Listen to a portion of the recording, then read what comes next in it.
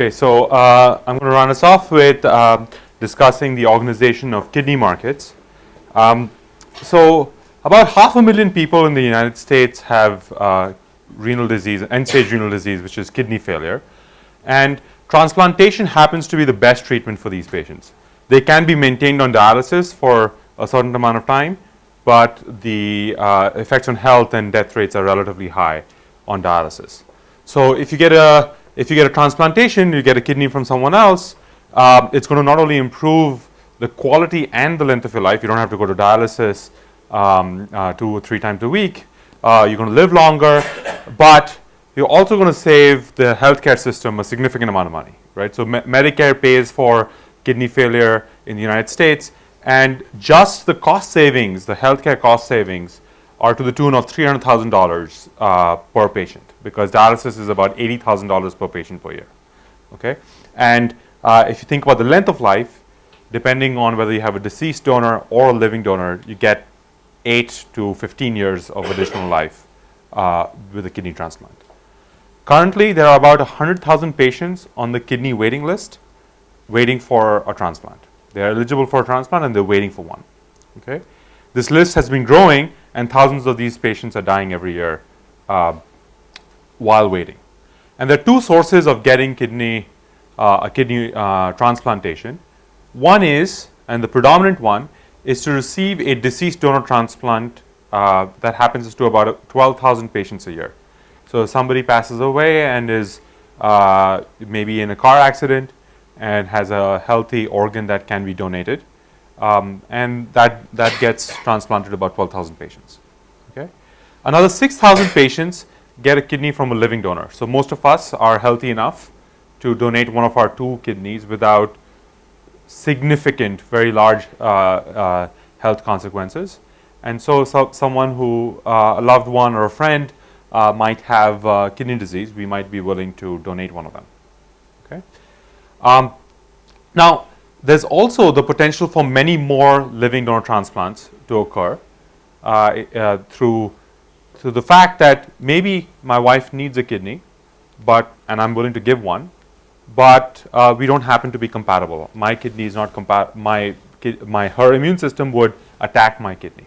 Okay, maybe you're in the same situation, and perhaps we can arrange some trades. Okay.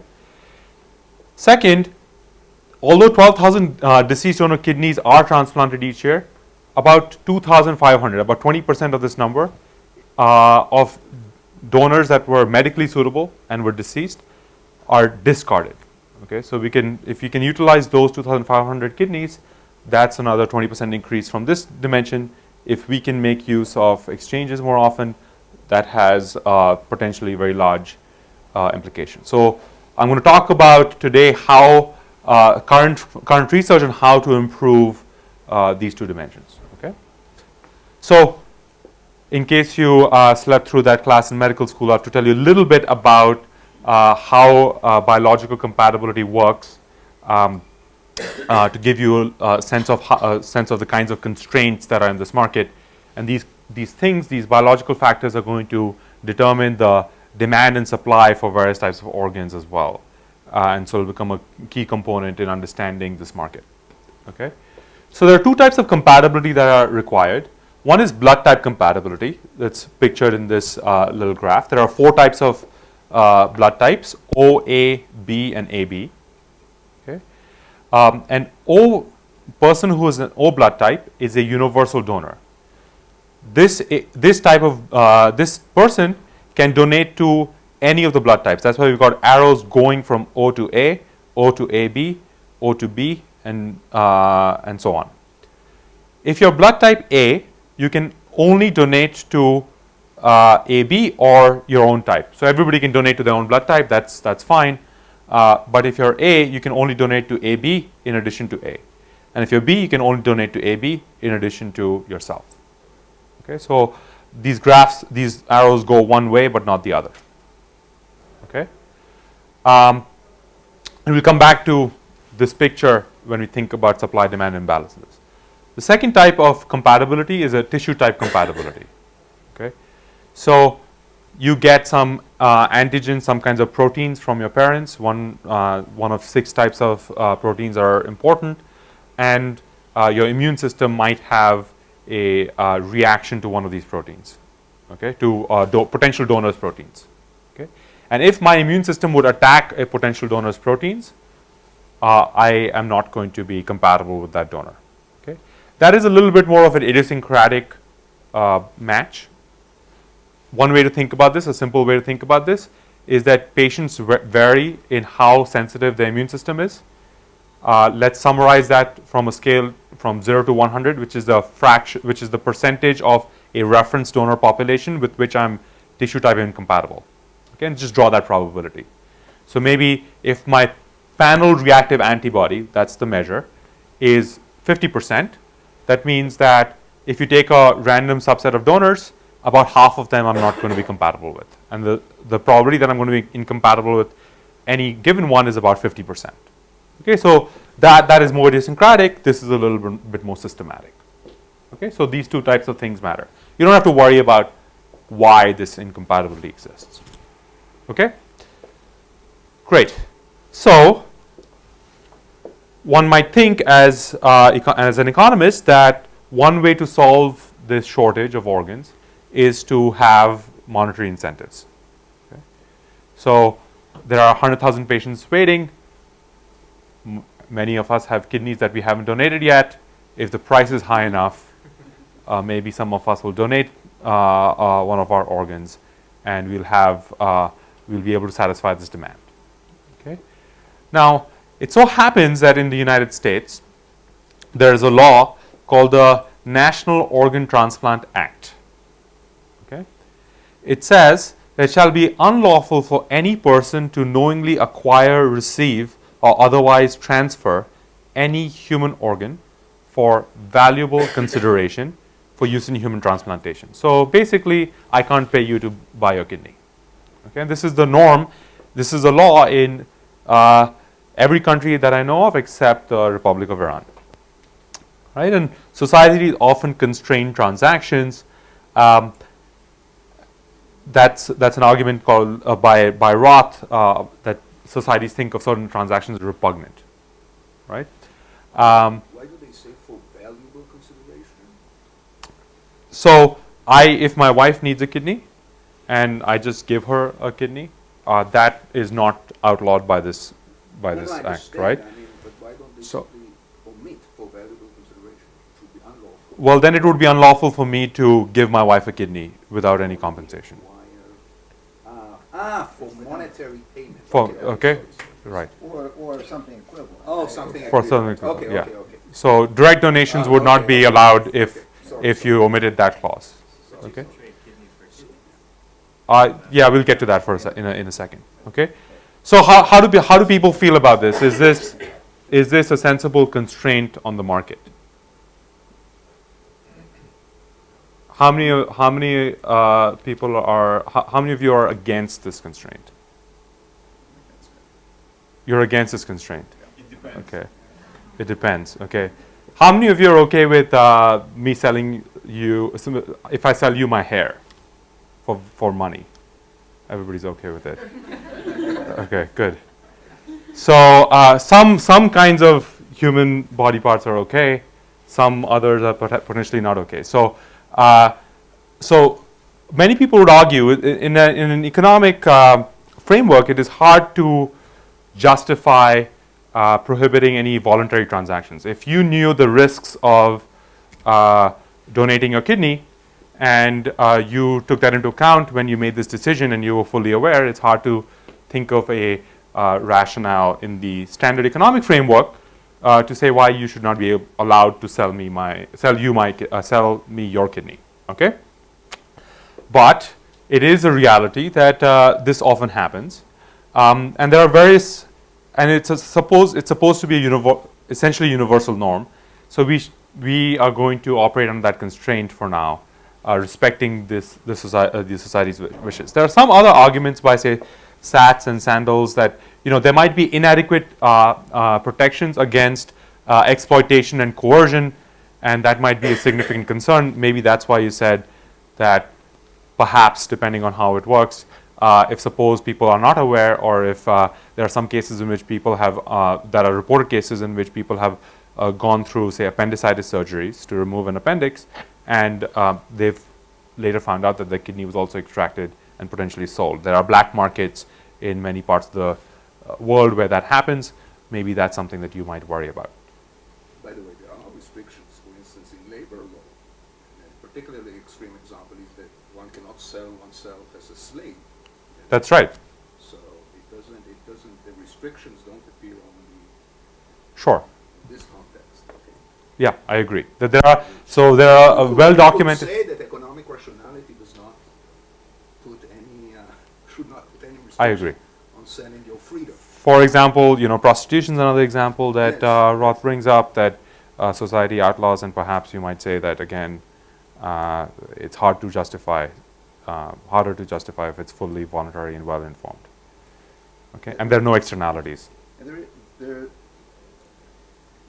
I can believe that concerns about exploitation and coercion may be well founded, but having an organ trading system, which is the way of getting around this law, doesn't necessarily eliminate those concerns.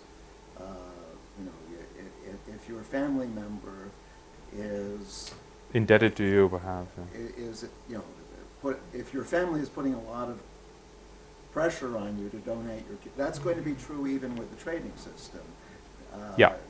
So there are some degrees there's of some inconsistency. there is some gray area, and where society decides to draw the line is a little bit difficult to understand always. Okay, so I'm going to talk today about research on two dimensions. One is on living donor kidney exchange, which is a system to arrange exchanges between two groups of individuals that need an organ and have related donors that are biologically incompatible. And then I'll talk about deceased donor kidney allocation as well, where the question there would be to think about how to improve the allocation of the 12,000 kidneys, maybe allocate some of those discarded kidneys as well through the deceased donor kidney system. Okay, so I'll start with thinking about the early work, which envisioned that there would be a large monopoly kidney exchange platform in every country. That happens not to be the case. There seems to be multiple exchanges and fragmentation in this market.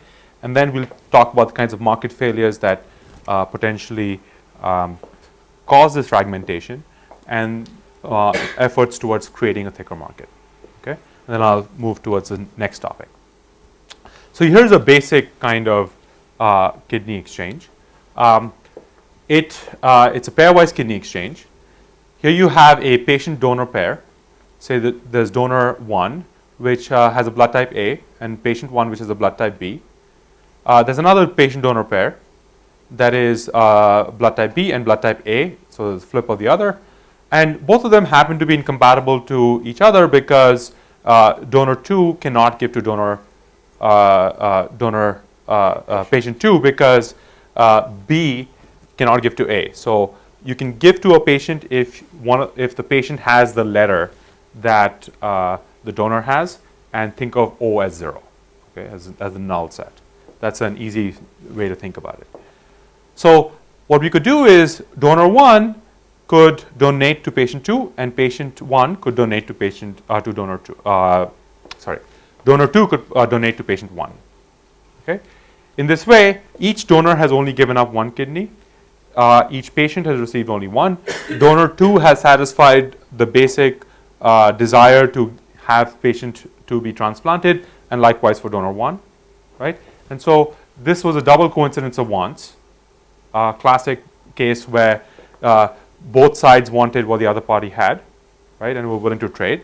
And this trade allows both patients to be transplanted, and otherwise you could not have transplanted them.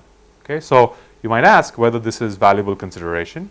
Well, we decided as a society in the United States, there was an act that decided that this type of exchange is not considered valuable consideration. So that preceding sentence that I said, the sentence that I quoted earlier from the National Organ Transplantation Act was considered not to be relevant with respect to human paired donation. This is what was passed in the Charlie Norwood Living Organ Donation Act. So in order to make this legal, there was some congressional law that had to be passed. Okay, so these kinds of exchanges are now allowed. This came up only in 2007. Yeah, so early donations were happening earlier, right? And there was a little bit of a gray area. In 2008, there was a big national kidney registry that was established. We'll see some data from that. Before that, there were somewhat smaller exchanges taking place. The market was extremely small. And so there was a significant amount of lobbying effort that was required in order to make this work.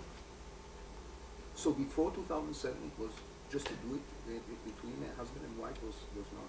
No, between husband and wife, direct donation was okay. Because it says third. You mean what the kind of The restriction that it had, yeah. the kind of example you Yeah. Okay. Exactly. So how do we do this? The mechanism, there was a mechanism that Parag had mentioned yesterday, the top trading cycles mechanism. That happens to be the backbone of the kidney exchange algorithms that we see today. Okay. So here I've got various patient donor pairs. Pair 1, this is a patient and a donor. That's a node. Pair 2 is another patient donor pair, and so on. And then there are some non-directed altruistic donors who are willing to give up one of their kidneys to anybody who needs one. Okay. So the pairs need a kidney in order to donate one. Okay. The non-directed donors do not need a kidney in order to donate one. Okay.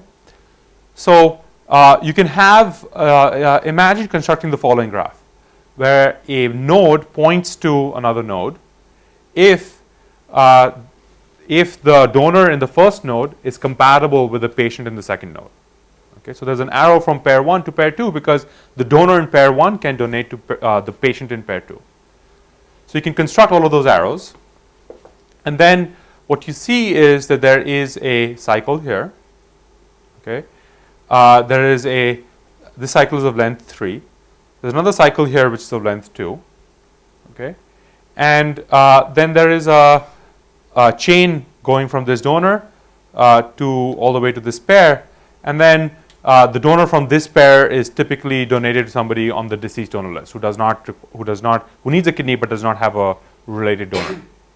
Okay, so now what you can do is you can transplant these 3, these 2, and these 2 patients using the kidneys and the donors that we have. Okay, and we can find a maximal match where you have a maximum number of patients that are transplanted.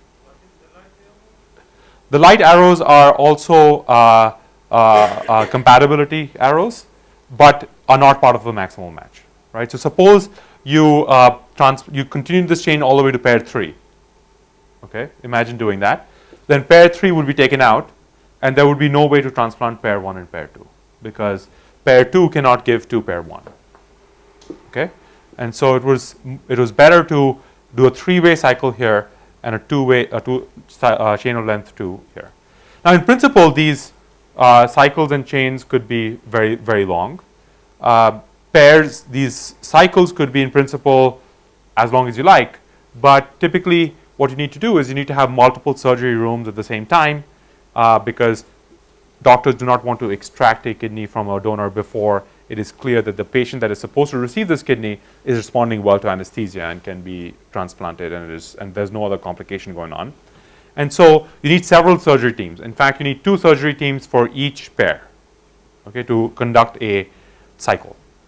So for this particular cycle, you need 6 simultaneous surgeries, and that's difficult to accomplish. Okay, so typically these cycles tend to be of length 3 at most, although there are cases that have been reported recently of cycles of length of as much as 6. That's the longest cycle that I've encountered. If you look at the chain, on the other hand, these surgeries don't need to be simultaneous.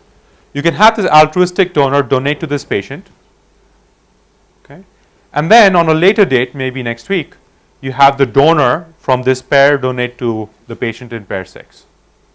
Okay? So the simultaneity constraint is broken up as long as you trust the donor on pair 7 to be good on this on his or her word. Okay? And so chains in principle can be much longer. In fact, there have been extremely long chain. Here's a picture of a single chain that was initiated by this this donor. He donated to this patient who had a related donor who donated to the next patient, and so on. This chain continued for, as you can see, several surgeries. Okay, there have been a couple of very long chains like this one, but most chains are about 4 to 5 transplantations long.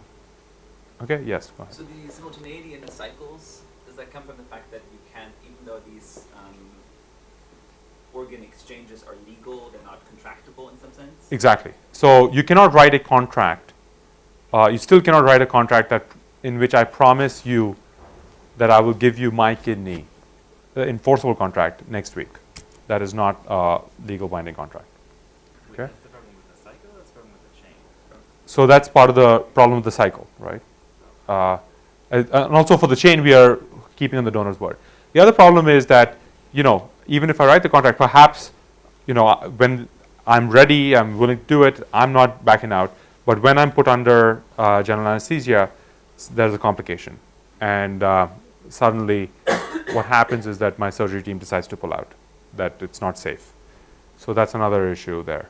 Okay? And kidneys are not storable, so you cannot for very long. So they're storable for a few hours. So you cannot take it out, store it in the freezer, and then transplant it in 2 weeks. So that's also not doable. Okay, so initially we thought that what we will be able to do is have many patients and donors and pairs in a single large platform, and transplant them through the single large platform. Okay, we'll have a large monopoly market that was thick. And so the early models that were written on this stuff were of that form. An example model is an Erdos-Renyi model. So let me show you the main result here. So take a random graph, so abstract away from the kidney exchange case, which has n nodes. So imagine that there are n is say 100, and there's a probability p with which any 2 nodes are connected. Okay, and there's the connections are drawn IID amongst all possible connections. So the Erdos-Renyi model, in the Erdos-Renyi model, it turns out that if p is large relative to n, then this graph is almost surely connected. So imagine n is really large. Okay, in that case, this fraction is small. Okay, log n is going to be smaller than n. Okay, and so p does not need to be very big before that happens. Okay, so in a large market, what's going to happen is that graphs of this form are going to be almost surely connected, which means that there will be paths from any node to any other node. Okay, and lots of paths. So now let's interpret P as the probability of tissue type compatibility. Remember I said there are 2 types of compatibility. One was the blood type compatibility, the other one was the tissue type compatibility. Yes? So you draw a graph by taking n nodes. The parameters are n and p. You have n nodes, and then you draw the edges with probability p. You take any 2 possible edges and you draw them with. There exists an edge with probability p, and that probability is IID. That's the randomness. Okay, so that's the result there. So interpret p as the probability of tissue type compatibility. So I already told you that. And let's look within, say, blood type O. So let's look at all pairs in which the patient and the donor are blood type O. So within the set of all patients and donors that are blood type O, if there are a large number of patients and P is large enough relative to the number of patients, then there's going to be paths from any node within this OO subcomponent to any other OO subcomponent. Similarly for AA and so on. Okay, because maybe a donor and a patient are blood type A, but they happen to be tissue type incompatible, and that's why they didn't match. Okay, Now, let's look at, say, BA and A, or let's look at something more interesting, perhaps.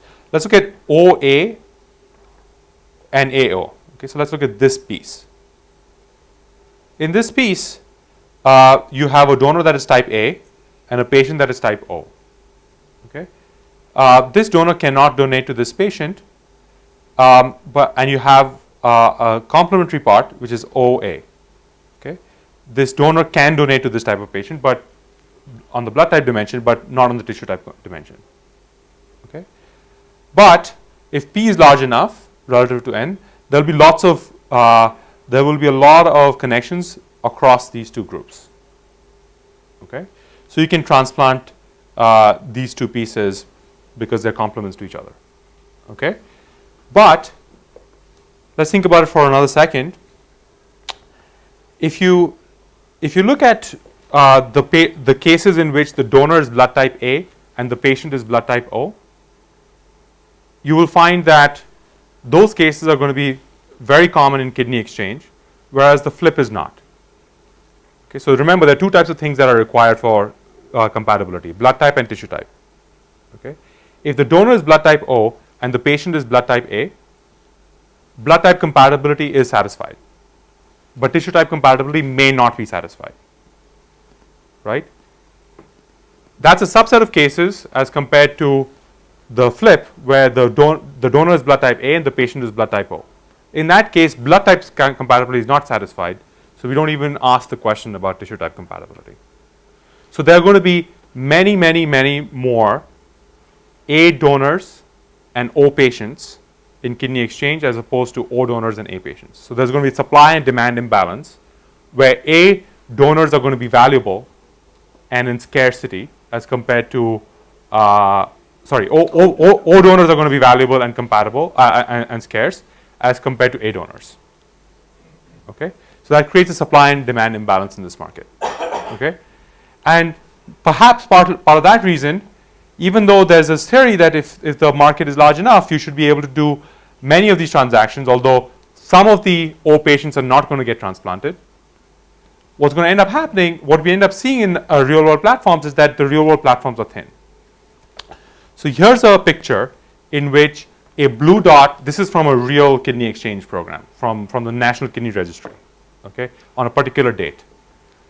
A blue dot is a pair. A pink dot is a altruistic donor, and there are arrows again if the donor can donate to the patient. Okay, you see that there are a lot of dots that don't have any arrows coming in or going out. Okay, these are disproportionately going to be blood type O patients and patients who have immune systems that are very difficult to match. Okay, you can see that there are some patients that are very easy to match and they are highly connected. There are lots of arrows going in.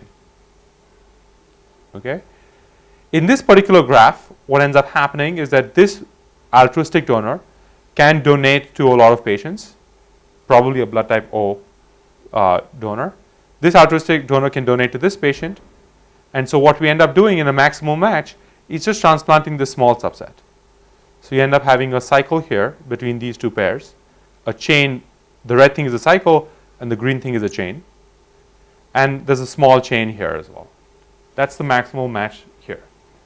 So the early theory was of these large, with the idea that there's going to be this large single national platform that we can do very well because it's going to be a thick set of potential matches. But real world data looks very different. So that's the question is why. Yeah.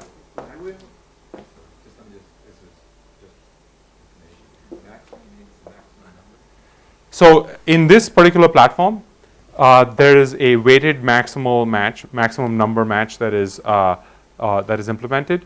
The weights are usually used to break ties in this platform, but you can imagine having weights that are not going to just be used to break ties.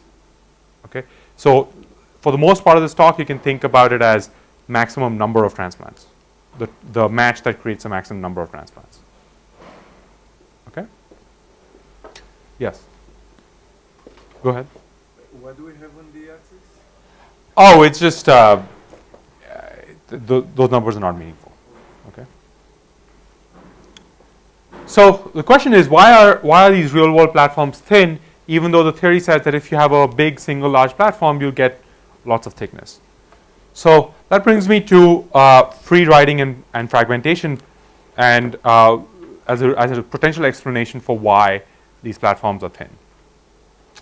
So imagine you have two hospitals, okay, hospital 1 and hospital 2. Okay, in these settings, usually the patients are following the doctor's advice, and they're trusting the doctor to be able to transplant these patients.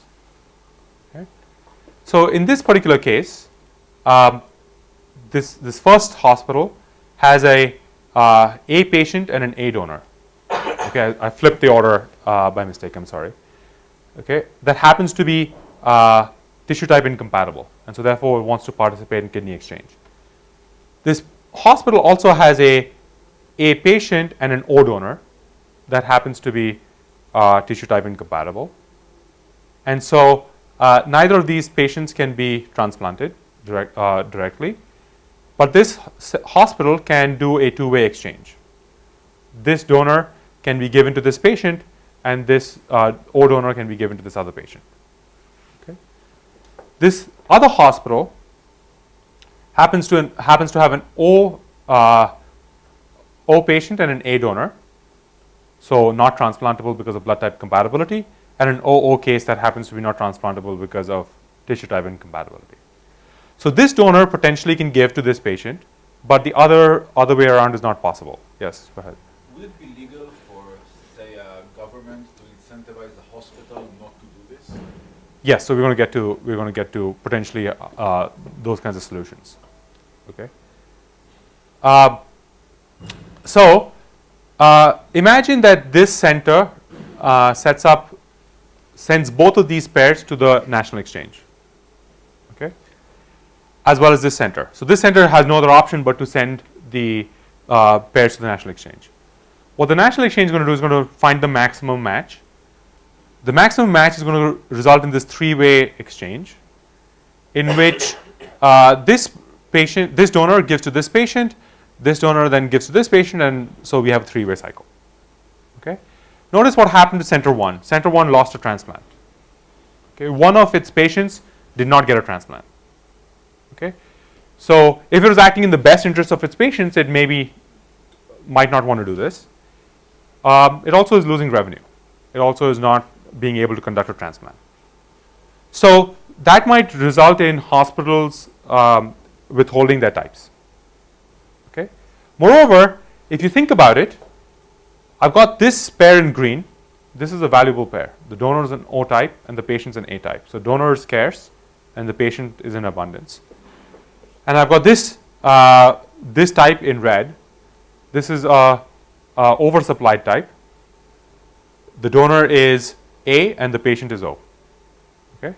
The types that are going to be released to the exchange are going to be disproportionately the ones that are hard to match. The red types are going to be more likely to be released than the green types, because this type of patient is going to be very easy to match. Okay. So you're likely to get, based on the simple model, which was version of this showed up in Rothson Mesanunver in 2007, and then Ashlagi and Roth in 2014. It's going to result in thin exchanges in which there are going to be many difficult to match patients and donors. Okay, and hospitals are not going to fully participate. They're going to conduct internal exchanges, even if they're acting in the best interests of their patients. So this was sentiment was echoed by Mike Reese, who's the director of the Alliance for Paired Donations, the second largest exchange in the United States. It said, as you predicted, this is to Al and Itai, competing matches at home centers is becoming a real problem at the hospitals, unless it is mandated, perhaps through a mandate or some kind of incentive. I'm not sure we'll be able to create a national system. We need to model this concept and convince people of the value of playing together. If everybody plays together and everybody goes to the exchange, perhaps you'll have a thick exchange that's going to result in lots of transplantations. So let's take a look at the data and see how thick these exchanges are and what fraction are done through national exchanges and what fractions are done internally. This is a graph from one of my recent papers. In dark blue, I have got transplants that are conducted within a hospital. Kidney exchange transplants that are conducted within a hospital, okay, across the various years. So this is Mass General Hospital transplanting 2 pairs in a pairwise exchange, or 3 pairs in a 3-way exchange. In light blue, I've got small consortia, and in the gray shades, I've got exchanges at these small kidney exchange at these small platforms like the Alliance for Paired Donation, and finally, in this top section, I've got the National Kidney Registry, which is the largest exchange. Okay, so the vast majority of exchanges, even in 2014, were happening in these small within hospital settings. So it's a highly fragmented market. Okay, now think about this. The idea of getting transplants done through kidney exchange is like putting together a jigsaw puzzle, finding complementary pieces that match with each other, right? And what's happening here is that a lot of the pieces of this puzzle are kept internally by these hospitals and are not being put in the national exchange. So that might have significant consequences for the number of transplants we can do. And if you were able to get everybody on the same exchange, that would be potentially important. Second, we see a selected market, just as was predicted in that model. You see that, for example, if you look at pairs that are in over demand versus under demand, you see that 13% of the pairs are over demanded, the valuable types, whereas 41% of the pairs are under demanded. This was based on that blood type compatibility graph, right, where I argued that certain types are going to be in scarce supply relative to others. And this should be 50-50. These should be equal proportions if the market was not selected.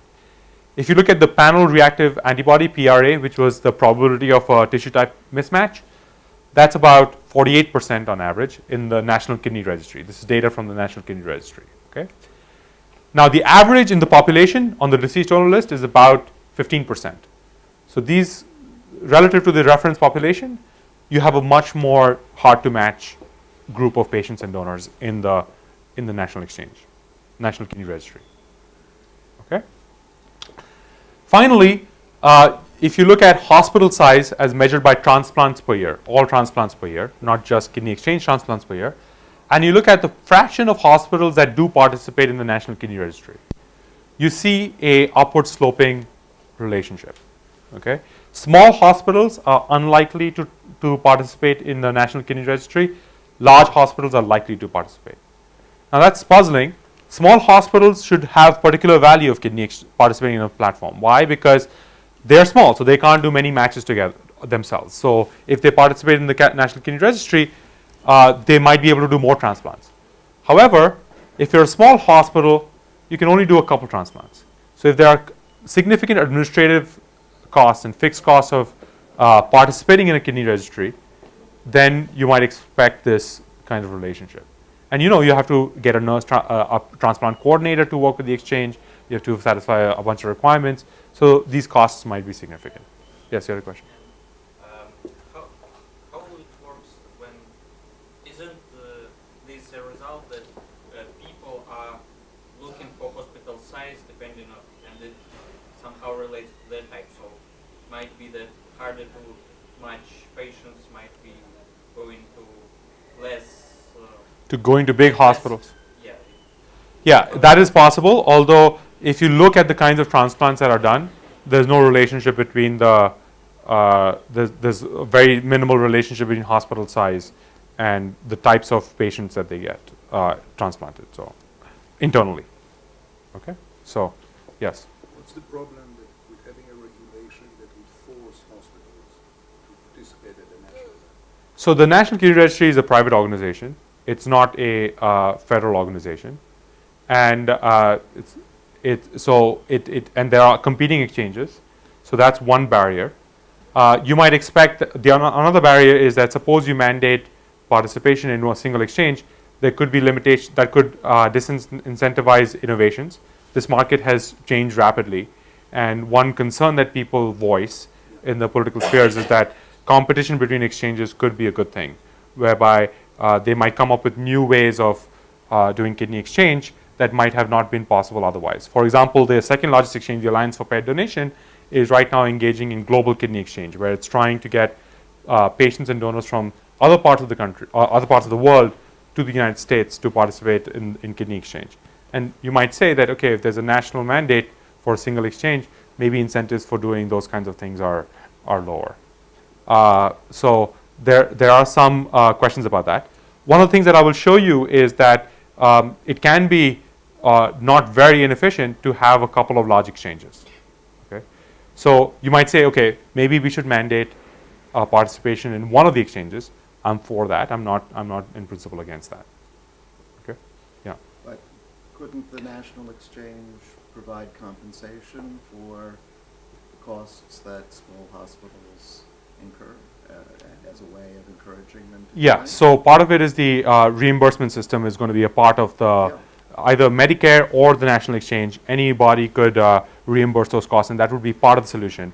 But even subject to that, you're going to have potentially this issue of withholding. But a hospital could be compensated for that too, if it can document that it's lost in a transplant, it could be compensated for that by the national exchange. Yeah, so I suspect that is going to be that might have some issues, but I'll come up with a related solution that is similar in principle, where hospitals are effectively going to be compensated more for providing valuable types as compared to less valuable types, and I'll calculate exactly how much more. Okay. Okay. So finally, to whet your appetite a little bit more, let's look at the production function of a kidney exchange platform. Here I've got the number of donors submitted per year to a kidney exchange platform on the x-axis. The National Kidney Registry has about 530 donors submitted per year. I can compute, I know how the National Kidney Registry works, so I can compute, given any patient and donor composition that it has, what kinds of transplants it can do, how many transplants it can do. There's some logistical issues as well. Some patients depart, might get transplants elsewhere, so I can take that into account and build up a simulation model of it. Okay, why? Because I know the algorithms. Okay, so the National Kidney Registry transplants about 51% of its donors currently. Okay, what you can do is now scale this and say, what if it was, say, half its size? So what if it was about 250 in size? Or what if it was about double? So then I can compute the fraction of donors that would be transplanted. And that number is about 50%. Okay? But then you can go back to, say, 50. What if it was 50 donors per year? The fraction of donors that are transplanted is very small. It's about 0.3. Okay? So there are increasing returns to scale in operating a kidney exchange platform. Okay? But the returns to scale rapidly increase and then flatten out a bit. Okay? Give me a second. Given this data, I can also plot the histogram of the various transplant hospitals and how many donors do they get per year. Okay? So to do that, I can look at my data, which is administrative data on all transplants that have occurred in the United States, figure out how many donors you must have had in order to rationalize that transplant rate, and I can plot that histogram. And you can see that the fraction, and the y-axis tells you the the right-hand side axis tells you the number of transplant hospitals in this space. Most of the transplant hospitals are less than 110 donors per year in size. So they are small, they are in the increasing returns to scale region, and they're inefficient relative to the national exchanges. Okay? And if you calculate how many transplants you would get by reallocating these transplants that are conducted in these small hospitals to the National Kidney Registry, you get that you can increase the number of transplants depending on how you estimate the production function and so on by 25 to 55%. So you can have a large increase in the number of transplants from this source by finding a way to get everybody to play, either through compensating for specific donors or through mandating participation in one of the exchanges. Second, this graph also says that if you have two pretty large exchanges, you're not going to lose much. If you double the size of the National Kidney Registry, you go from 51% to maybe 52% of donors being transplanted. So you lose 1% efficiency, okay? And that might be small relative to the other considerations that are involved in the other ill effects of having mandated participation in a single platform. So these estimates are already quite, estimating the production function tells you a lot about the economics of kidney exchange, okay? Doesn't Elder Shreni tell you this should go to 1? No, because of blood type compatibility, it's never going to go to 1, right? Because there will be more donors that are blood type A than more patients that are blood type O than donors that are blood type O, for example. So you're not going to get to 1 because of the blood. That's the systematic part. So what is the theoretical maximum? I think the theoretical maximum is 0.6. There is in our data. There's a gap here also because of frictions in the market that have been simulated. Like the patient might die before you're able to transplant this patient. So all the patients are not coming in together, not present at the same time. In that case, the theoretical max is about 0.6, but patients die before you can transplant them. So you don't get to 100%. So how do we, let's write some theory about the kind of market failures that exist. One of them is going to be this fixed cost margin. The other one's going to be incorrect prices effectively for various types of pairs. And think about how we can use that to create a thick market without without having monetary compensation for different types of pairs. Okay, so, but something close to that. So what I'm going to do is I'm going to model the exchange, the kidney exchange platform as a neoclassical firm. Okay, it produces transplants using I different types of submissions. So there's a patient donor type that's going to be captured. There are going to be I different ones. Q is a vector. That's a number of types of each type that the exchange has. Think of it as a flow because it's a flow model of patients arriving, getting transplanted, and leaving. And given a input of Q, the platform can produce F of Q, which is the number of transplants it can produce. Okay. Hospitals can submit these inputs to the platform. Okay. When they submit this inputs to the platform, there's a probability, a vector of probability that each of its types gets transplanted. Okay. Think of that as a reward in expectation that the hospital gets when it submits Q. And then there's an opportunity cost of submitting these types. Okay. Because when you submit these types to the exchange, to the platform, you're not going to be able to do internal transplants. So there's going to be lost transplants. All right. And you also potentially have to engage, you also have to potentially incur some fixed costs. Now all these things are transplant denominated. Okay, so the numeraire here is a transplant because transplants can be transferred across hospitals using the exchange. All right, that's the idea of why we're thinking of this as a numeraire. And so this is the cost of providing Q of H in transplant units. So for example, if there are fixed costs of say $100,000, right?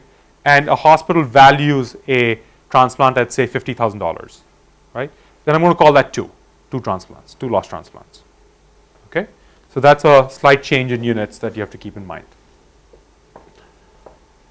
Social welfare is the total set of transplants that you produce minus the social cost of supplying Q of H. The social cost is foregone transplants and any kinds of fixed costs that might be important. Now, the value of a kidney exchange transplant, of a kidney transplant, is to the tune of about $1 million per transplant. Why? Because the Medicare cost savings of $300,000, and then you have value of life saved. And so people before us in the literature have estimated this benefit to be about $1 million. So the administrative costs are small relative to that. Yes, bro. P is the probability that each type is transplanted.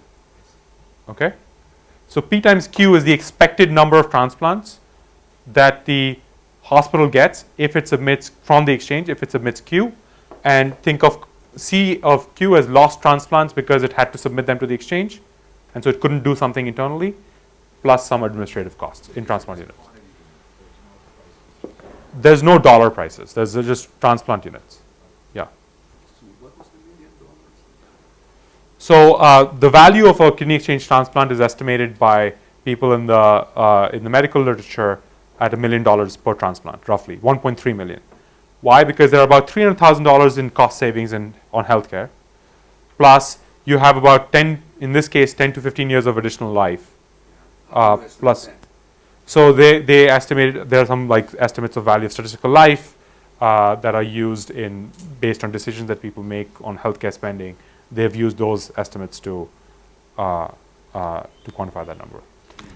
So in any case, lower bound is about $500,000, right? Because if you think of a value of 10 years of additional life as, even if you value it at 20,000 per year, you get to $500,000 at least. Evaluate it by much more.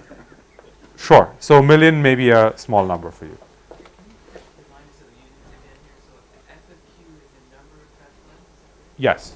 Social cost is the number of transplants, it's not a dollar value. Social cost in transplant units. Right. Yeah. So foregone transplants. Think of this as, to the first order is the number of foregone transplants that are foregone at the hospital when the hospital supplies Q of H, Q sub H. We're not allowing some this transplant to look more social. Yes. So all transplants in this, yes. So the one thing is that this framework assumes that along these types, all transplants are valued equally. Okay. Now, if you look at the characteristics of the transplants that are conducted internally versus the exchange, they look very similar. Okay. So I'm not worried about that. I'm not able to value someone's life more than someone else's life because I don't have data on income or anything like that, and you might worry about that as well. But aren't there priorities on the waiting list? On the deceased donor waiting list, not on this part. Not on this part, okay. Yeah. Okay. What is the money saved from your About $300,000 over the course of the remaining life of the patient.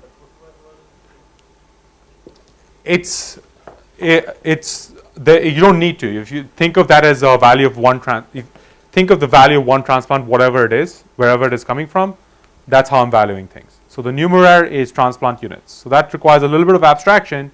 So I'm not going to think about things in dollars. I'm going to think about things in transplant units. Okay? You could convert it if you wanted to, but I don't need to. Okay? But just coming back to the question, so there are priorities on the deceased waiting list, Yeah. donor waiting list. Presumably, if you're not going to survive very long unless you get a kidney, or you're going to be higher, Mm-hmm. wouldn't it make sense to have some of those priorities applied here too?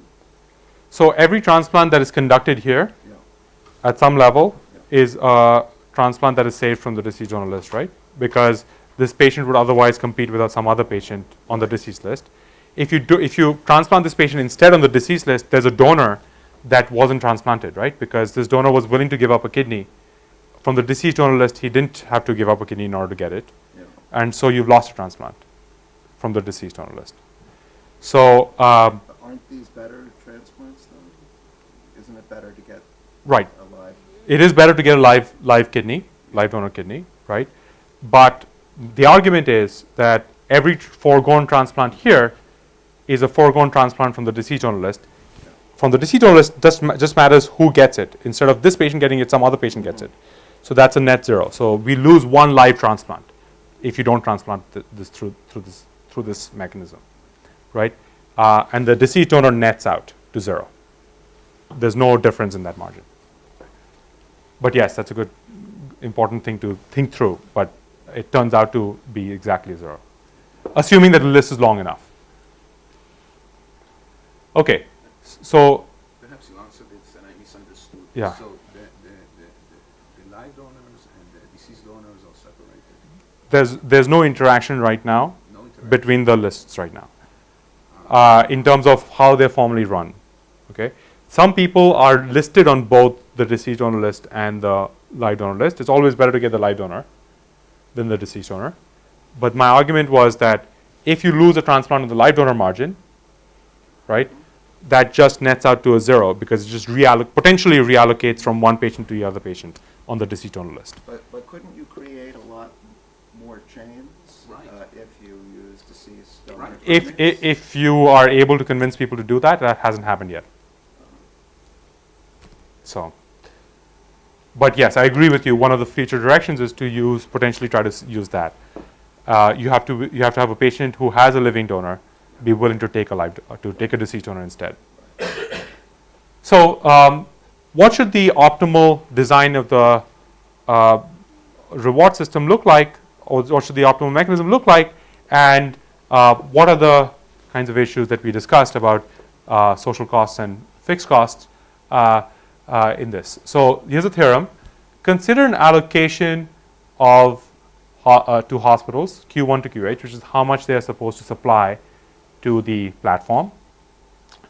And this allocation is induced by a reward vector P that maximizes the hospital's objective function, P times Q minus CH. Okay? P is the probability, right. P is the transplant reward per patient that is submitted to the Okay. So it's the number of transplants failed. per patient that you submit. Okay? Subject to, sorry. Am I allowed to? I'm just really captivated by Eric's point. What is the difference between getting from a good deceased donor and a live donor? A deceased donor is dead, and death does bad things to your organs. This I understand. I understand the difference between deceased Right. and living. I'm talking in terms of the quality to the recipient. Right. So I mean, death does bad things to the donor's body. You have the donor's on life support for a while. The one who receives the kidney.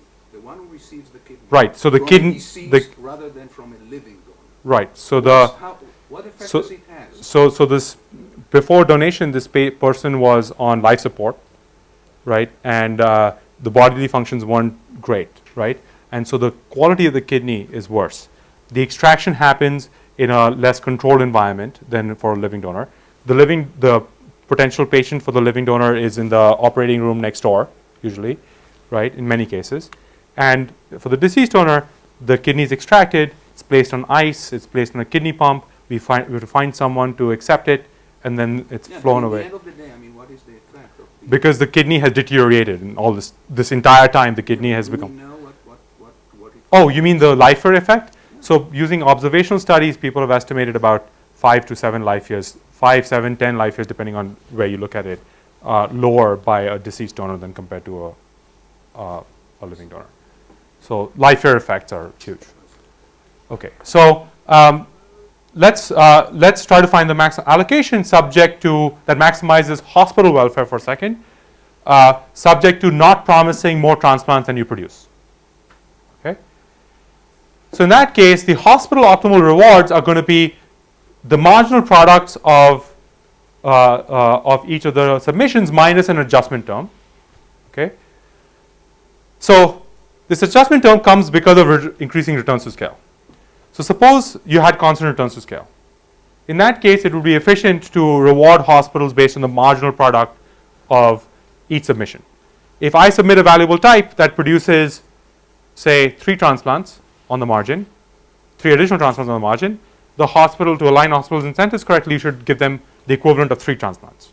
If I give you a type that is a 0.5 transplants on expectation on average, I should give the hospital about 0.5. That's going to provide efficient incentives. But you can't do that because if they're increasing returns to scale, this is something that we know from regulation of monopolies, Ramsey bottom pricing, for example, that marginal products, if they're increasing returns to scale, are higher than average products. Okay? And so you have to shade it down. And the shading term depends on the difference between the marginal product times Q minus the total product. So average product minus marginal products determine the extent of shading. And there's a term that comes from the supply elasticity, okay, because we have multiple types of inputs. Okay. Second, so this tells you what the optimal rewards will look like. So how much more should I compensate to efficiently acquire more valuable types? Second, if f of q has constant returns to scale at q, then p is nabla f. Why? Because nabla f of q divided by q will be equal to nabla f, and so this second adjustment term goes away. And so that's one source of problems, that maybe the incentives provided by the platform to the hospitals is not efficient. The second is that suppose you've solved all of these problems, suppose private and social costs are not identical. Okay, then you're not going to get to first best welfare. But if you do, if they happen to be the same, then you're going to get first best welfare. So social and private costs were denoted in transplant units. So suppose society and the patients value transplants more, or transplant through kidney exchange more than what a hospital values a transplant as. Why? Perhaps because all of the value to the patient is not transferred onto the hospital. Then what's going to happen is C of H is going to be bigger than SC of H. The cost of supplying pairs to the platform is going to be overstated, overvalued by the hospital. Okay, and so those kinds of agency problems, because of contracting problems between the hospital and say the patients or the providers, can result in a deviation from first best welfare, even if you fix the rewards. Okay, but this tells you how to calculate those rewards if you fix those. So the policy prescription would be to do both of them. So let's think about this for a second. I've already mentioned some of these points. Optimal reward should be approximated by marginal products if you have constant returns to scale. Now remember that graph, I showed you that NKR, the National Kidney Registry, was at approximately constant returns to scale. And we calculated that shading term using that graph, and that shading term was 10 to the minus 4. Okay, so we have approximately constant returns to scale, so I'm going to claim that optimal rewards are going to be marginal products. Second, current rules are likely inefficient. So right now what happens is that when you submit a patient or a donor to the exchange, the probability that they match is how much the hospital is compensated.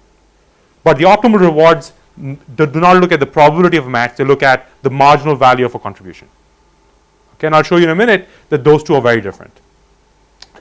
Third, even hospitals that are maximizing their own patients' welfare are going to do inefficient things if the rewards are not correctly set. Why? If the rewards are not correctly set, then if I want to remember that picture that I showed you, my patient lost when I submitted this patient to the exchange. One of my patients lost. That happened because I was not rewarding the hospital enough, 2 transplants effectively, for giving that valuable type. Okay, and agency problems, of course, additional complications. But this theorem also suggests a way to fix it. Calculate the optimal rewards and solve the agency problems. Okay, so there are 2 problems, and you might have to use a combined approach to fix them. So reimburse them for these costs and then set these rewards. So here is a picture which shows you the marginal product against the match probability. So If I were to entertain a more elaborate social welfare function, there are good transplants and less good transplants. Would all of these improvements follow in a model where you made the social welfare? So you'd have to modify the model slightly, but qualitatively many of them would follow. So you would have an F of Q that is not just the total number of transplants. It would what you would get is you'd have a vector which says the different types of transplants that you're doing. You'd weight them in some way, perhaps, right? So you'd have a function that is slightly richer than this one, right? And then what you'd want to do is when you go to this, instead of nabla F, you're going to get the gradient of the good transplants and the bad transplants, and you'd want to compensate them differently.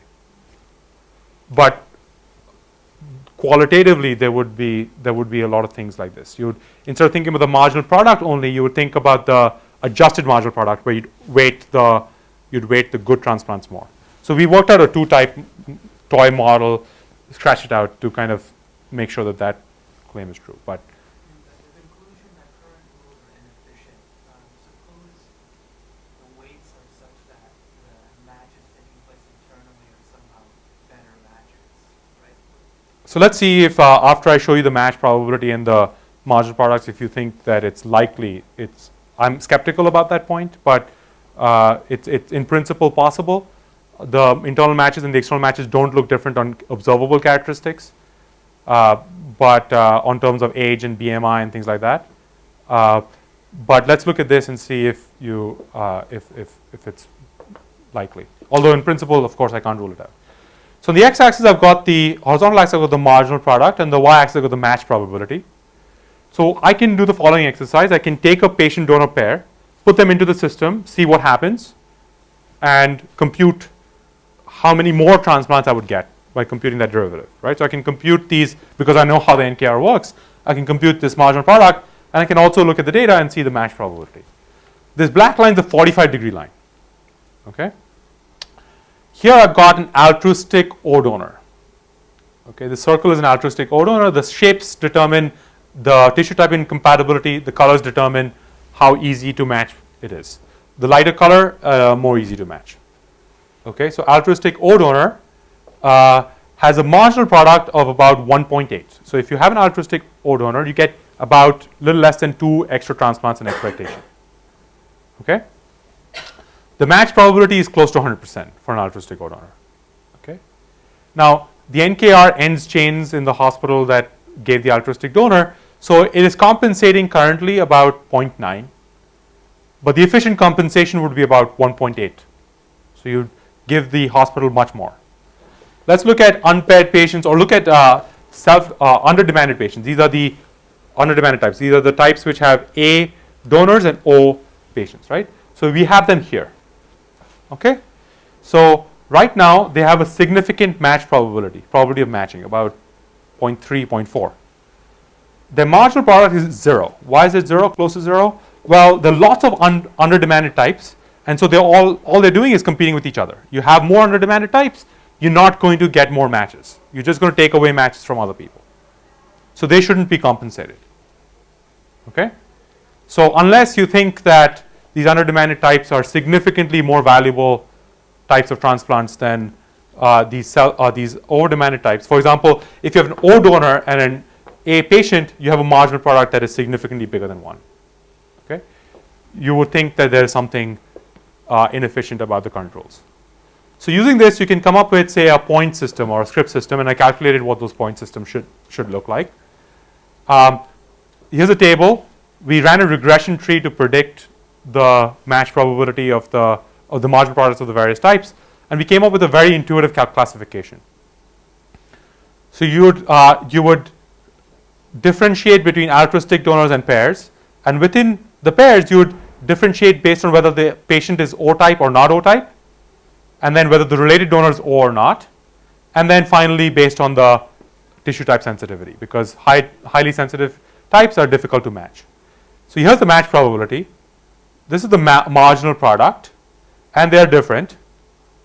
The within category standard deviation in the marginal product is small relative to the across category standard deviation. So these categories are quite pick up a lot of the variation. And then using this, you can come up with the points per transplantation. So when you submit an O donor and you transplant this O donor, we say that you should award this hospital 2 points. Okay. Now, when this hospital transplants an O patient with a non-O donor, I'm going to subtract 0.87 points. Okay, so that creates, that incentivizes the hospitals to trade off valuable and non-valuable types in the right proportions. Of course, if you have a non-O patient and an O donor that is not sensitized, that's a valuable type. At transplantation, the hospital is going to get more points.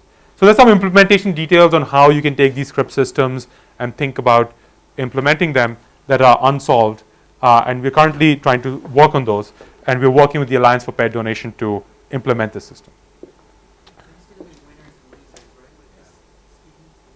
Yeah, it's not necessarily a Pareto improvement, and I'm saying that increasing the number of transplants is of first order magnitude and first order importance relative to thinking about those other consequences.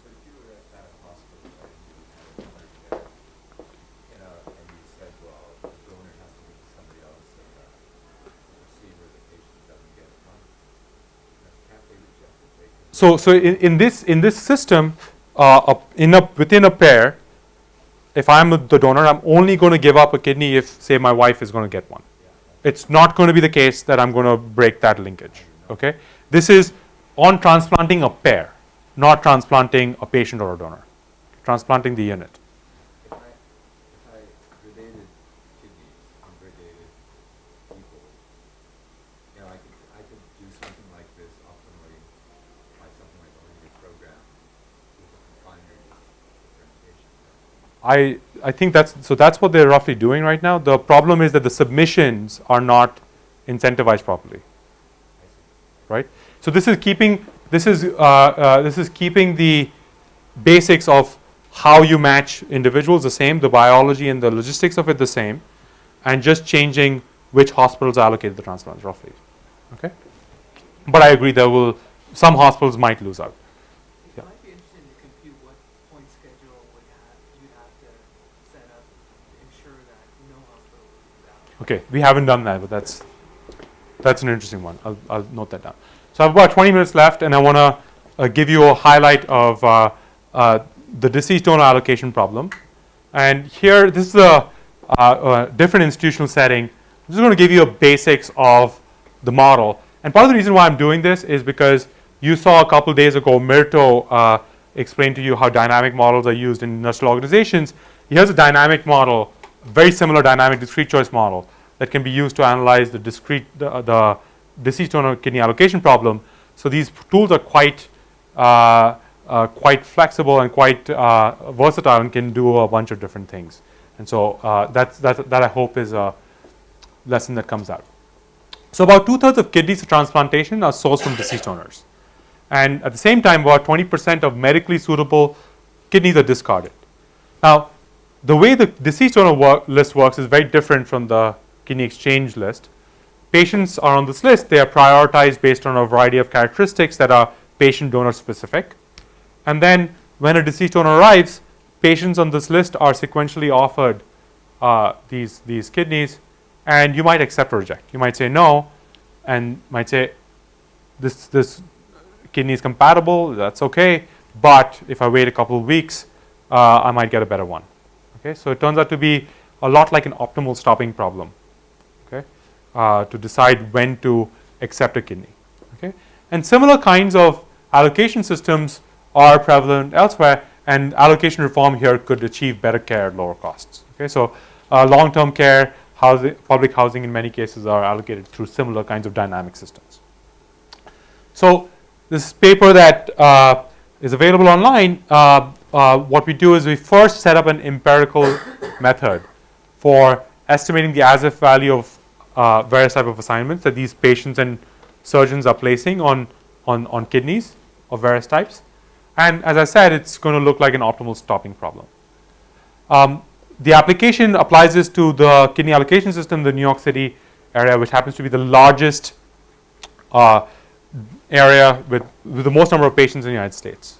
Okay, so in this exercise, we use administrative data from the Organ Procurement Transplantation Organization, which runs the national allocation system.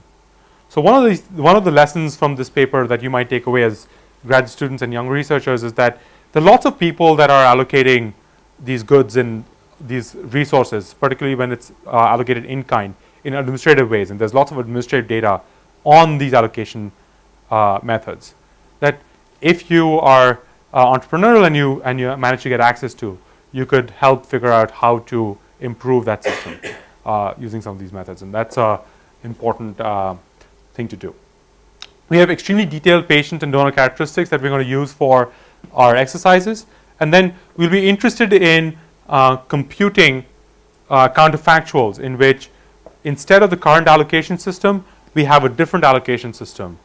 And what would the transplants look like? Who would get what kind of kidney, and how should we value that? Okay. Now, one thing to remember here is one interesting story here is that in 2014 there was an allocation reform, and this allocation reform used an empirical model to try and predict what would happen if the reform was adopted. Okay. Now, that system, that simulation technique that they used, ignored dynamic incentives. They said that the agent's rules of deciding which types of kidneys they're going to accept will remain the same, irrespective of what the allocation rules are. Okay, and you might question that as an economist. First of all, you might ask, why is this person saying no to a kidney? In fact, the acceptance rates are extremely low. It's precisely because it's not, if you don't accept this, you're going to get nothing. It's because a week later, 2 weeks later, or three weeks later, you'll get potentially better one.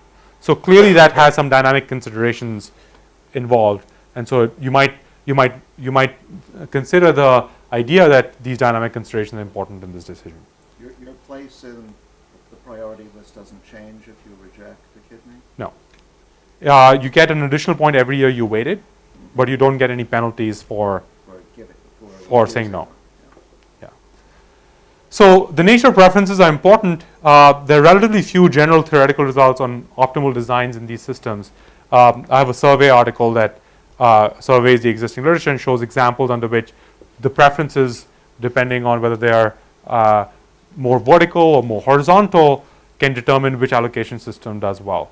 So relative to school choice systems, where static assignment systems, these systems have theory that has less guidance on how to proceed. Okay. So there are a few different issues that we had to solve in order to make this work. The first thing that you had to worry about is whether the counterfactuals are indeed identified. So by looking at accept-reject behavior, you can learn something about the preferences of these agents. You don't learn everything. In the dynamic discrete choice models, certain kinds of trade-offs are not, you cannot learn from the, even under highly parametric models, you cannot learn from the observed data, right? So you have to worry about whether you can make predictions, because it's inherently an exercise about, when you're thinking about using an empirical method to reform a system, it's inherently about predicting what would happen under a different system. So we have a result that shows that the kinds of primitives that I'm going to estimate are going to be sufficient to identify what would happen if the model is correctly specified. Second is that the beliefs of these agents is quite complex. So imagine that you're a patient on this list. Okay? In principle, you have to think about who else is on the list, what they're going to accept, and based on what they're going to accept, what is the chance that I'm going to get a better kidney in the near future. Okay? Now you could make potentially inferences based on what you saw in the past. If you saw a few different offers in the past and you rejected it, you could make some inferences based on that. So the state space becomes really big, very fast. Okay? And so that becomes a empirical challenge. It results in what we call a data curse of dimensionality as well as a computational curse of dimensionality. So the data, if you have lots of parameters you need to estimate because the state space is large, the data is not going to be rich enough to learn about all of them. And computationally it's also difficult because now on this computer you have to solve for the optimal policy functions for this complex state space. So we're going to follow some of the behavioral assumptions that have been suggested in the dynamic discrete choice literature to simplify the state space. And I'll tell you what that is, okay, to simplify this problem. And then finally, you want to compute equilibria in dynamic mechanisms, right? And so versions of these two problems also showed up in Mirto's paper on the geography and trade that she did. So when she's thinking about computing equilibria in dynamic mechanisms, the idea was that the system is in some kind of steady state, right? There's a fixed state of fixed distribution of ships, and people are optimizing relative to that. So we're going to make an assumption of a similar nature in order to make this computationally tractable. And then finally, we'll use that to compare outcomes under various mechanisms. So I won't be able to get through most of the details, so I just want to mostly set up the model to give you a sense of how the model looks like and how to conceptualize this problem, and then I'll give you some of the headline results. So this can be applied to more generally, not only deceased donor allocation, but many dynamic systems, sequential assignment systems. So I'm going to denote an agent with I, an object with J. Objects are going to arrive at some Poisson rate lambda. They'll have types that are drawn from some distribution F. So deceased donors arrive, that's an exogenous arrival process of how people die and when they're willing to donate. Okay? And their types. Time is continuous. It'll be some notion of days since birth. We'll think about days since joining the kidney list.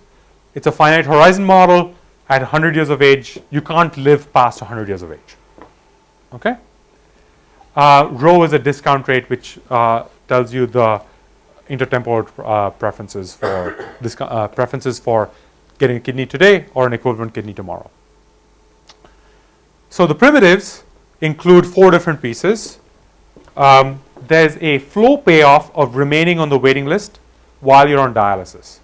Maybe it has a negative health consequences and some hassle. There's a net present value of departing without an assignment. So you might pass away while you're waiting on the list. You might get a living donor transplant instead. It's the expected value at time t of agent I from any of those things happening. We can then assume that there's an exogenous departure rate. Okay, so delta IT is the rate at which people depart the list for these reasons. And we're going to assume that it's exogenous, so it does not depend on how we design the list. So there's no substitution between, on this margin, on redesigning the list, between the living donor and the deceased donor case in our empirical example, partially because of data limitations, but also because, as we discussed, a living donor is much better than a deceased donor, and it's unlikely that many individuals are going to be in that margin. And then finally, this is going to be the object that we're really interested in, which is the net present value of agent I being assigned object J at time t. Okay, time is how long this agent has waited. So the primary restrictions are that you only care about what your assignments and outcomes are. You don't care about the potential cost of considering offers. And these things evolve deterministically given your agent's identity. Otherwise, it's extremely flexible. So the class of mechanisms we're going to be able to analyze are going to look like this. There's a priority score, SIJT, which depends on the agent type, the object type, and how long this agent has waited. When an object arrives, the agents are offered this object in that priority order, and it's assigned to the highest QJ agents that are accepted. So deceased donors have 2 kidneys that can be allocated, QJ is 2. Okay, so that's why there's a QJ that's not 0. And there's a technological constraint that you can't offer more than NJ, offer the kidney to more than NJ patients because you have to make the transplant within 24 to 48 hours. So the kidney is going to expire at some point. So if you look at the list, when all is said and done, there's a pivotal priority S star J. If your priority was above that pivotal priority, and you said yes, you would have received the kidney. If you have a priority that's lower than that, you don't receive the kidney. Okay, this is the last person who said yes. Okay, so agents need to form beliefs over S star J. In order to think about what they're going to get in the future, they need to think about what's the distribution of S star J, these cutoffs. Okay, and what I'm going to assume is that they have a conjecture H, which is the distribution of the cutoffs at which each kidney type clears given the kidney's characteristics ZJ and eta J. Okay, so for each type of kidney, there's some distribution of cutoffs. And the probability that I get an offer for that kidney is the probability that my priority score is higher than that cutoff. Okay, and that this is only a function of how long this agent has waited. So I'm abstracting away from agents, making inferences based on past offers that they've received, but they have correct conjectures about the distribution of S star J, the marginal distribution of S star J. Okay, longer. My score is my ordered place, so if my score is 10, then I No, you can't. So the score is some number that you know based on. don't know how many people are ahead of me. You don't. So HIPAA rules prohibit your doctor or you from knowing who else is on the list if they are treated by a different doctor and things like that. They're not told the position on the list. There's no such thing as a position on the list because these priorities are agent object specific. So you know that you waited for 5 years, so you have 5 points. And for a kidney that is your pediatric, so you are in the pediatric category. If this is this type of donor, you have so many extra points, but that's it. But would it violate HIPAA laws to publish statistical information about the list? So No, I don't think so. So wouldn't that help patients do this inference. So I'm assuming that the doctors have lots of experience, and so these- they know so H these is are- no. So these are correct. The marginal distribution of H is correct, Okay. but conditional on previous offers, you don't update. That's the assumption. So you could, in principle, you could update your beliefs. Mhm. Oh, I got this kidney offer. That must mean that there aren't many people who want this kidney offer, this type of kidney. And so maybe the list is different, or I'm more ahead than I think that I should be on average. So those kinds of updates are prohibited in this model. Okay, so it's not fully consistent. It's not fully rational beliefs. Okay, it's limited rationality. Well, also, their patients are provided with not as much information as they could be. They know H. Hmm? They know the distribution of H. So they know that But they could also be told what has happened with previous kidney offers. that is right. So they aren't told that right now. No. They know that they were rejected, but that's it. This is directly analogous to the invariant distribution assumption. That's right. So we have. Look at the invariant distribution, what would happen? So we had this discussion. We have a result here that says that if the market is large enough, the invariant distribution concentrates mass on the mean. Yeah, So I see that the beliefs depend on T. So That's right. you must update somehow. yeah, but only to the extent that T affects your priority, right? Because it's only through Sij T. That's the argument that I'm going to put in. Because T affects your priority. Okay, so to validate this assumption, to provide some empirical support of this assumption, we have shown that there is no serial correlation. We cannot reject zero autocorrelation S star J. So the cutoff yesterday is not correlated with the cutoff today. So there might not be that much to learn. We have shown this result that I mentioned, that mass should concentrate on that the invariant distribution concentrates mass on a narrow range of states. And second, we looked at whether past offers and how long since your past offer does that affect your decision role. And we can't find that how long you got, if you got your last offer 2 months ago, does that change your behavior? We cannot find evidence of that. So that is consistent with people not updating that much. There's a significant amount of churn on this list, right? So you're on you have a different priority score for every donor. Offers are only made to compatible patients. So this donor is compatible with some subset of patients, and other donor is compatible with a different subset of patients. So these markets are can be quite different. Okay, so we've tried to provide some empirical support of this. So given this, an agent's going to accept a kidney if the net present value of an assignment is higher than the value of continuing. So let's look at VIT, which is the value of continuing. What does that look like? It satisfies this ordinary differential equation. In this ordinary differential equation, it's a Hamilton-Jacobi-Bellman equation that says that V discounted is equal to V dot plus flow payoffs plus the key term, which is with some probability, with the rate of lambda objects arrive. If they're offered to you, you make a decision between saying yes or no, so you get some incremental value. Okay, and you can prove this as a limit of a discrete time Bellman equation. And so these have a lot of primitives here as D, delta, and capital D. And it turns out that with the choice data, you cannot identify all of these. Okay? But it also turns out that as we've shown in the paper, that you can normalize this term D plus delta IT times DIT to 0. You can call that 0 and measure all payoffs relative to the net present value of rejecting every offer. So imagine that you said no to every offer. You get some value. It would only be the D terms, right? And let's think about the relative value compared to the value of not getting an assignment. And it's only those relative values that determine my decisions for whether or not to say yes to a particular kidney, and the only things that matter for counterfactual analysis. Okay? So we'll measure everything relative to that, and this is appropriate if you do not change the payoffs of remaining on the list. So the design does not affect the benefits and costs of dialysis or the likelihood of departing the list without an assignment.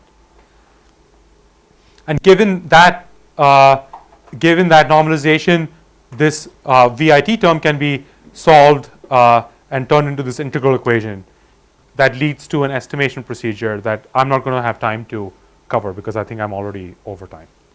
Okay? And then we have a way of computing counterfactuals in which we solve optimality, we compute beliefs, and then we compute the composition of the queue and we iterate till we come to convergence, much like what Mirto did, but in a slightly more complicated setting. Okay? So you can this solves the dimensionality of the state space problem goes away because you now have only time as a state space, and you've got patient characteristics as well. But that's a much lower dimension than keeping track of all the offers that you've seen in the past. And there are many offers. People reject many offers, dozens of offers before they accept a kidney. So I'm going to skip the estimation section, and I'll tell you the kinds of things that you can learn from this. So one interesting thing to look at is across patient age, how do they value different types of donors? So the purple line is donors that are above the age of 49, and the red line is donors that are young adults between the ages of 18 and 34. Everything is normalized relative to the value of an average offer for that particular patient. So I'm not making any interpersonal comparisons right as of yet. So if you look at a 20-year-old patient, this patient strongly prefers a young donor to the old donor. Okay, everybody prefers the young donor to the old donor, but as you go to higher ages, say age 55, the gap becomes narrower. So an older patient who has a lower life expectancy may not have so much of a higher value of getting a young donor because the remaining amount of life is less. Okay, and young donors have more kidneys that are better functioning. So then you can ask the question of how you could reform the system. On the x-axis, I've got the percentage point reduction in the fraction of kidneys transplanted, and on the y-axis, I've got the change in value of joining the list, where I'm comparing one average offer for every patient as the same. And we are doing versions in which we are looking on the y-axis as life year benefits, predicted life year benefits instead of this particular thing. So 0-0 is the old system. Post 2014 is a new priority. Not much change. Slight increase in fraction discarded. Mostly reallocation. You'll see in the next table. Although I might skip through that quickly. But the system is fairly close in terms of efficiency to first come first serve. If you really wanted to change how many kidneys are transplanted, you might want to move to random order. In this, every period the order is random, and you toss a coin. Well, that really gives patients strong incentives to say yes when they get an offer, right? If they get an offer, they might say, hey, I get a good offer tomorrow, I'm going to be the average person. So in fact, in the future, I always expect to be roughly the average person, right? With average distribution, drawing from the average distribution. So I might say yes more often, and you see a significant reduction in discards, although at a significant cost of efficiency if you are willing to take this interpersonal comparison seriously. There's no transfers, so Patients will hate it, right? patients might hate it. Yeah. Because they used to have some kind of priority, and now it's just every day it's random. Right. So I'm just, yeah. And the answers would look extremely different if you did not assume, if you did the old exercise in which decision rules did not change. Even under random order, so we predict an 8% reduction in the fraction of kidneys discarded. The naive calculation, which assumes that decision rules remain the same, would place that number at 1.2%. So it would have a significant, you would say that even the random order does not do well at changing how many kidneys are transplanted. If you look at the types of kidneys transplanted, that would also not change. Well, if agents' decision rules are not going to change to the mechanism, how do you expect the allocations to change substantially, right? So accounting for these dynamics becomes important according to our calculations. So I'm going to let you take a look at these slides online because I'm out of time. I'm over time, in fact. But I'd like to just basically conclude by saying that this is an area where reforming the market and finding ways to improve has real tangible gains and improvements in the delivery of medical care that are clearly big, and results and requires close interaction between research and practice. The old simulation model was developed by some researchers. Kidney exchange has a long history and long tradition in economics and is continuing to evolve. And research has been incorporated relatively rapidly compared to other areas of design.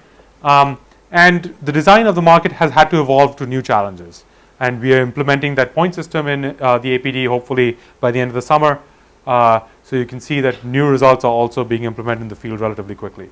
And these lessons can be quite broadly useful because rationing through a waitlist system is common.